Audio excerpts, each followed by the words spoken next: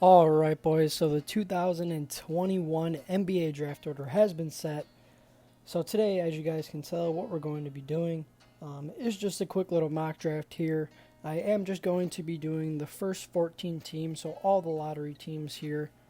Obviously, my Detroit Pistons lucked out big time and ended up with a number one overall pick. So really, that just boosts my excitement for this draft by that much more. And so lately, I've really just been, doing lots of research on most of these prospects, the top guys and everything. So I figured just why not make a mock draft? I didn't get around to making one last year, so I definitely wanted to do one this year. So that is what we are going to be doing today. My name is Justin, and welcome back to the channel, you guys. Let's get right into this mock draft. So with the first overall pick in the 2021 NBA draft, I have my Detroit Pistons selecting Cade Cunningham, point guard slash shooting guard, out of Oklahoma State. Honestly, I'm not going to say too much about Cade that you guys probably don't already know. I mean, great facilitator, great playmaker, can score on all three levels, really. Great shooter. Really the only knock on him is his turnovers, and that really is, the only knock on him. I mean, this guy, he plays like a veteran. He's a leader on the court. This is a guy who can get you a bucket, scoring or facilitating wise.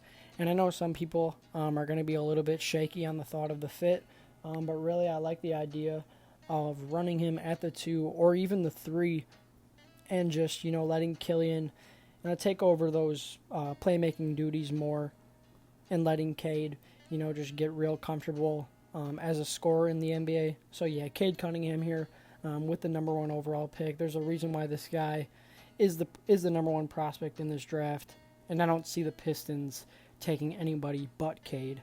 Going on to number 2 here, the Houston Rockets do have a few options in my opinion, but really I'm going to go with the guy who I feel is the second best player in this draft class, and that is guard Jalen Green here out of the G League. Green is the guy that I can really see, coming into the league. This guy can average at least 16 points a game, right off the bat, especially on this Houston Rockets team.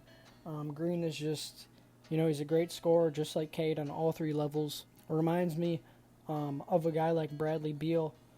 Really, I like him, like the potential that he comes with. And really, this is a guy who, like I said, I can see just becoming a great scorer in this league. The ball handling is all there, too.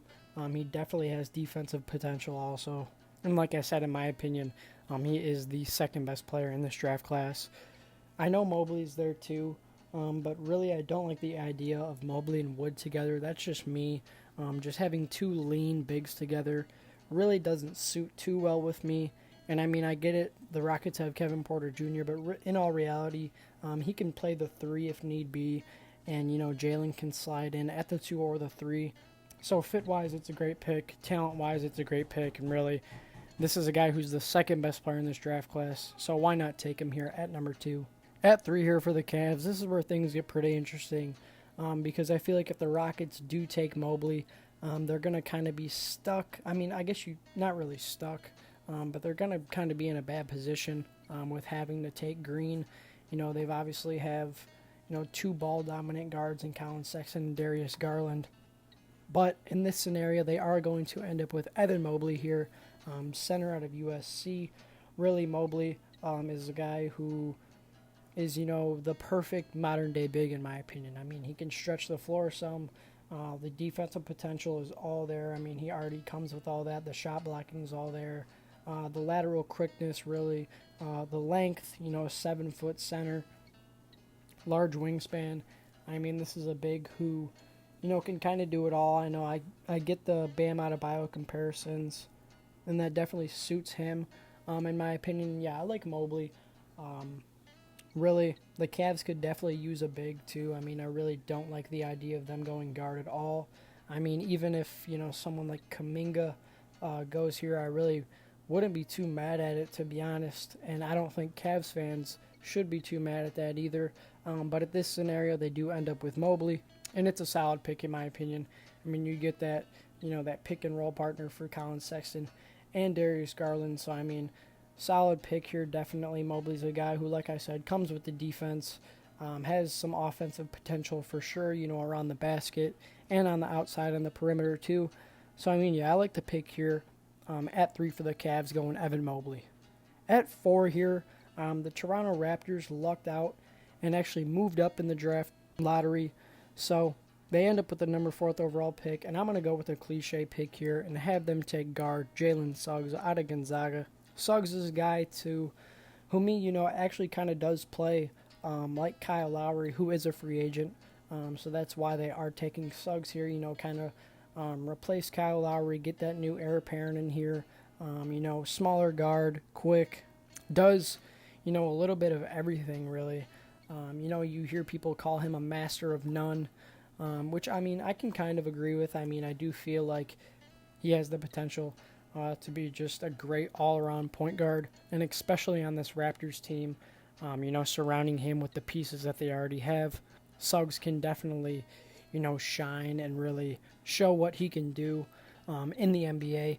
But yeah, Suggs, I mean, like I said, does a little bit of everything. He can become, a solid defender. He's a nice playmaker. He can score if need be. Not the greatest shooter, but I mean, he can shoot. He shows a willingness to shoot. And yeah, this is a guy who really, I do feel like is filled with potential. And going to a place like the Raptors is definitely suitable for him. And I definitely like that fit a lot here at number 4 for the Raptors. At 5 here, the Orlando Magic could go a few different spots in my opinion. But for me, they are going to go with one of my favorite players in this draft class here, in Jonathan Kuminga out of the G League here. I really do like what Orlando's been doing lately, adding these, stellar athletes with longer wingspans, with just loads of potential, really. They got guys like Markelle Fultz, Cole Anthony, R.J. Hampton, and adding Kuminga to that mix is just really, I guess you could say, attractive in my opinion. It just brings eyes to this team. Like I said, Kuminga's the guy who's a stellar athlete, really does need to, work on his jump shot to truly take that next step in his game, in my opinion. But once he gets that, I do feel like he has all-star potential. Can play both forward positions. Like I said, loaded with athleticism. He can jump out the gym. Can definitely turn into a solid defender, especially, just with his size and his wingspan. And in the G League, he played pretty solid. He started off, pretty hot, and then towards the end kind of sizzled down a little bit. But really, Kuminga's a guy who is just loaded with potential, in my opinion. Someone who kind of reminds me of a player like Pascal Siakam. Like I said, just loaded with athleticism, and the potential is definitely all there. Like I said, I like what Orlando is doing, and this is a guy who truly just, fits right away to what the Magic are building here. One of my favorite players in this draft class here. I do like this pick here at 5 for the Orlando Magic.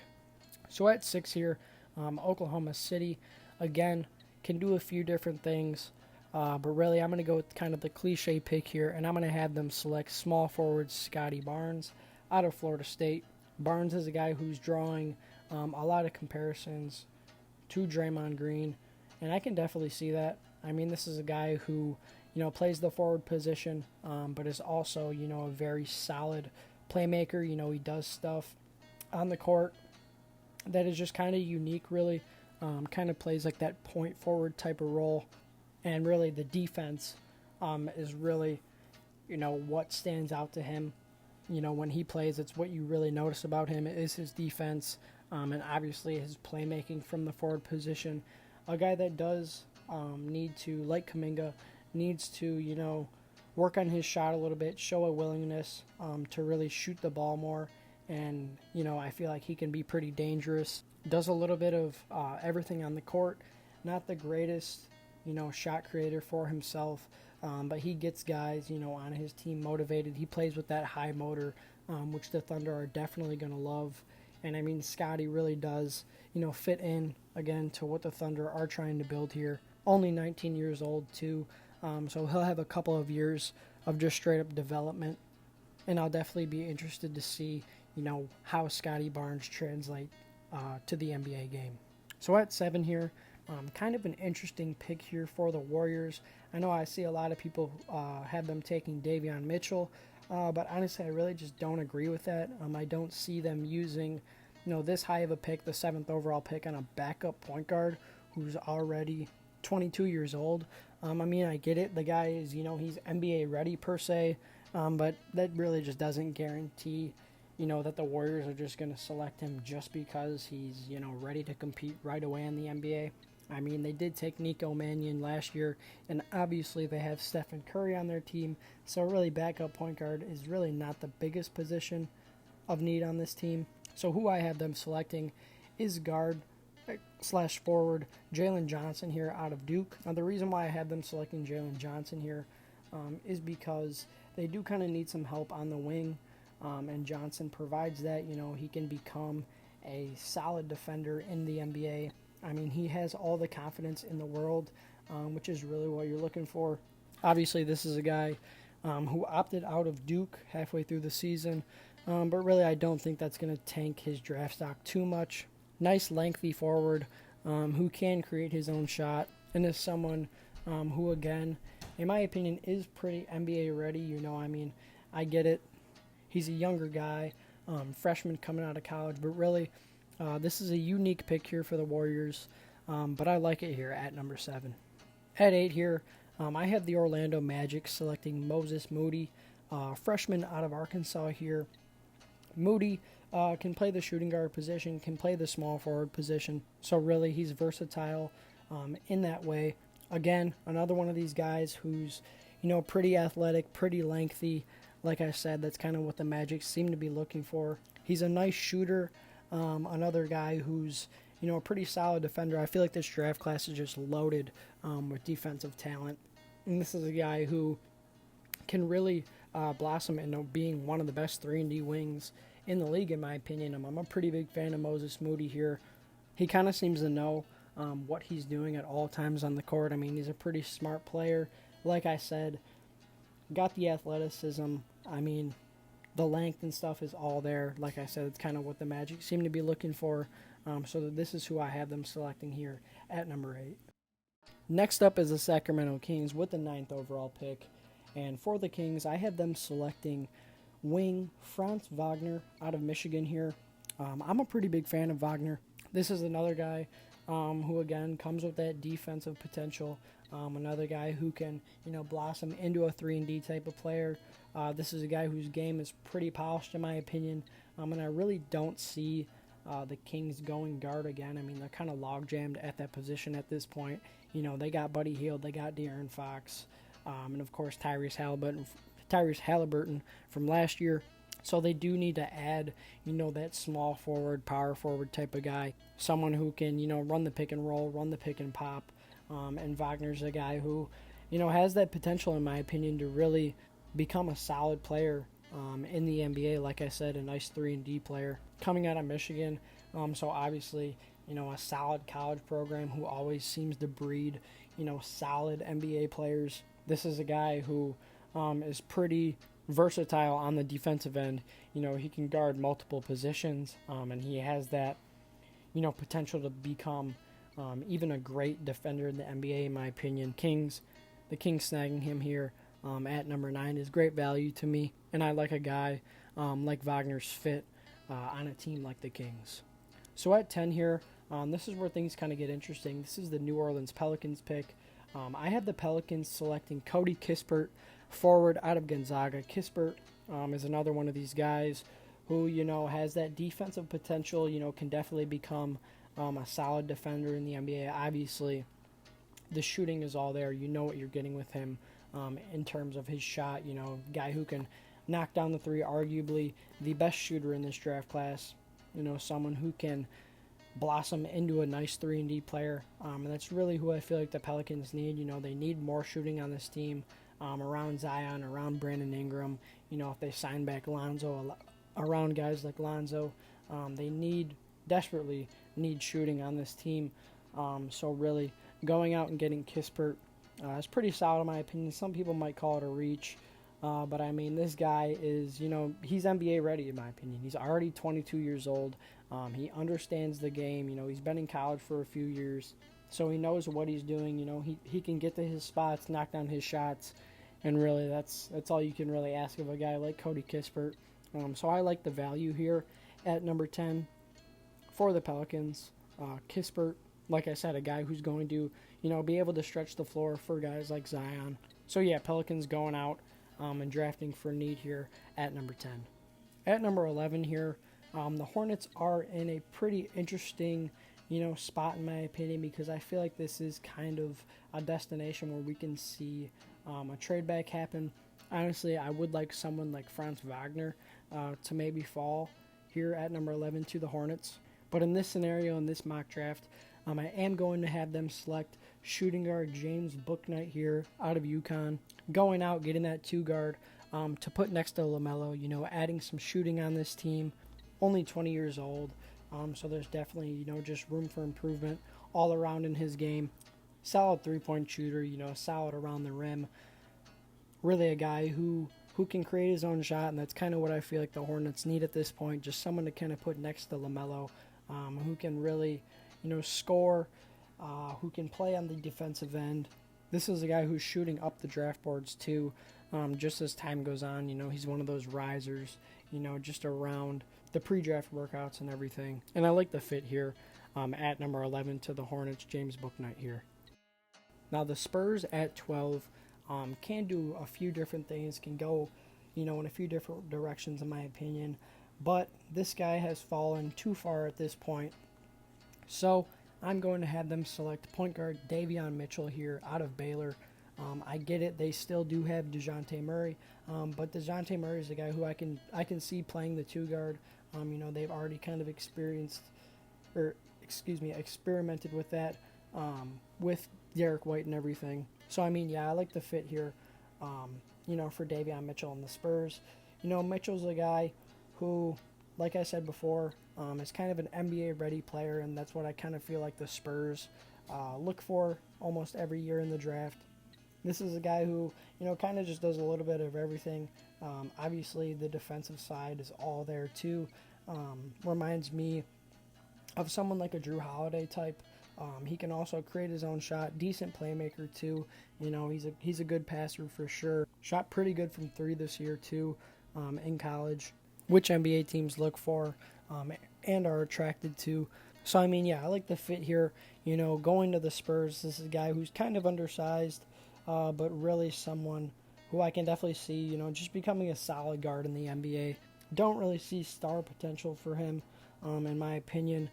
But, he's going to the Spurs, so you never know. They could develop him into one day just becoming a great player. So we'll really just have to see. But, yeah, Davion Mitchell here going number 12 to the Spurs. So at 13 here, for the Pacers, this is where things get kind of interesting. I do have them selecting point guard out of Australia, Josh Giddey here.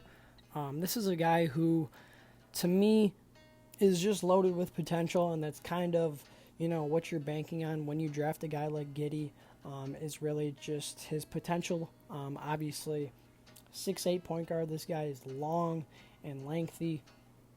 A guy who, has shown a willingness to score, is definitely, a good playmaker. And I get it, they have Brogdon, but I think that we've seen, especially within, this last offseason and stuff, they've shown a willingness to trade Brogdon. And if not, Brogdon's a guy who can also play the 2 guard, in my opinion. So Giddey's a solid selection for them here.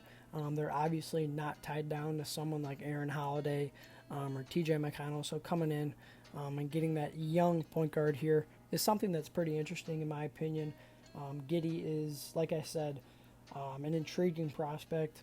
Someone who I feel like if he does go, to the right team, to the right situation, he really can flourish and just kind of, show off his strengths, show off what he can do best. Averaged 11 points a game, 7.5 rebounds, and 7.5 assists with a little bit over 32 minutes a game in the NBL. So this is a guy who, kind of does a little bit of everything. Obviously, his size and length helps a lot with that. But going to an organization like the Pacers, I can see this guy, flourishing in the NBA and, becoming something special, especially here with a later lottery pick. I say, why not take a shot on somebody like Josh Giddey? A guy who's, like I said, a pretty interesting prospect and someone who you really need to develop to truly become the great player that he can be. And at 14 here, to wrap up the draft lottery, the Golden State Warriors here do own this 14th overall pick, and I have them selecting shooting guard Keon Johnson out of Texas. Johnson is a guy, to me, who can also play the small forward position if need be. Only 19 years old, so he does still have, that untapped potential. This is another one of those guys who, to me, really does need to, show a willingness to shoot, the three ball and kind of improve, really just his shooting overall to truly take that next step as a pro. But I mean, the athleticism is really what's so eye-popping about this guy. The aggressiveness too. I mean, this is a guy who's, pretty confident in his game, and that's one of the most important things just as a basketball player, in my opinion, is really just, how confident you are in your abilities. And that's something that I feel like the Warriors are going to be looking for. This is a guy who plays with a high motor, which, again, is something that NBA teams really do, look for when evaluating prospects. And a team like the Warriors is a team who I can definitely see, taking a shot on someone like Keon Johnson, even with the question marks of his jump shot, etc. Like I said, at the athleticism, just through the roof. It's all there. This guy can jump out the gym, plays with a high motor, plays like he's NBA ready, really. And this is someone who, like I said, I can definitely see the Warriors taking a chance on. So if you guys enjoyed the video, please leave a like rating down below. Hit that subscribe button. I really do appreciate each and every one of you guys tuning in and all the comments that I get too. It's very, very cool to see, so I really do appreciate it. Thank you guys so much for watching. It means a lot, and I'll catch you guys in the next one. Peace.